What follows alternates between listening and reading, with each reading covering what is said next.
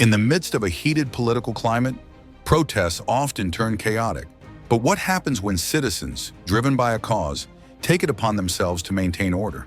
This is the story of Chris Cox, leader of Bikers for Trump, and how his group took a stand to protect Donald Trump's rallies. However, their efforts raised a controversial question. Were they heroes, or had they crossed the line into vigilantism? The scene was tense as Donald Trump's campaign rally in a packed Chicago arena spiraled into chaos. Protesters breached security, clashing with Trump supporters in violent confrontations. Amid the turmoil, the campaign made the tough decision to cancel the event, urging everyone to leave peacefully. But the damage was done.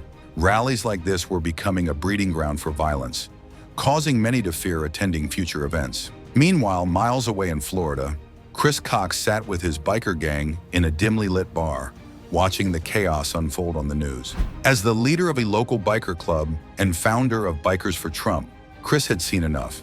He and his gang weren't just fans of the Republican frontrunner. They believed in keeping the peace. But watching the footage of the clashes, Chris knew something had to change. His group could no longer simply organize rallies. They needed to protect them. Determined to prevent further violence, Chris and his biker gang decided to act. With 30,000 members strong, they transformed from rally organizers to volunteer security.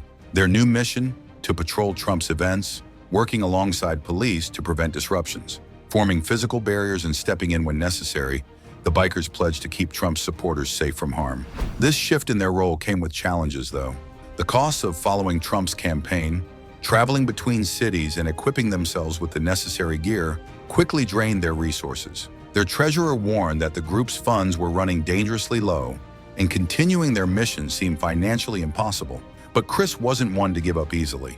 As a skilled woodcarver, he saw an opportunity to turn his artistic talents into a lifeline for the group. He began carving sculptures of patriotic symbols and set up a roadside stand to sell them. The money from his carvings poured in, allowing the bikers to keep going. But while Chris's efforts were noble, they sparked rumors that the bikers were only in it for the money, tarnishing their reputation. Despite the whispers, Chris and his team pushed forward, even as tensions rose. The Republican National Convention in Cleveland marked a pivotal moment for Trump's campaign. Protesters gathered in droves, their chants echoing through the streets as the bikers took their positions around the convention center. Forming a meat wall, the bikers created a buffer between Trump's supporters and the angry protesters outside. Just as Trump began his speech, a protester slipped through the crowd and made a beeline for the stage. Holding what appeared to be a dangerous object, he surged forward, causing panic to ripple through the audience. Without hesitation, Chris signaled his bikers, who quickly formed a line, blocking the man's path. One biker tackled him to the ground, discovering a smoke bomb in his hand, something that could have caused chaos if detonated. The scene was tense, but the bikers' quick actions prevented a disaster. Though the protesters who had helped the man scattered, the situation was brought under control. The near miss served as a sobering reminder of the dangers surrounding these rallies. Yet Chris remained undeterred. His loyalty to the cause and his determination to protect Trump's events never wavered. Months later, after the hard-fought election victory, Chris received a phone call that changed everything.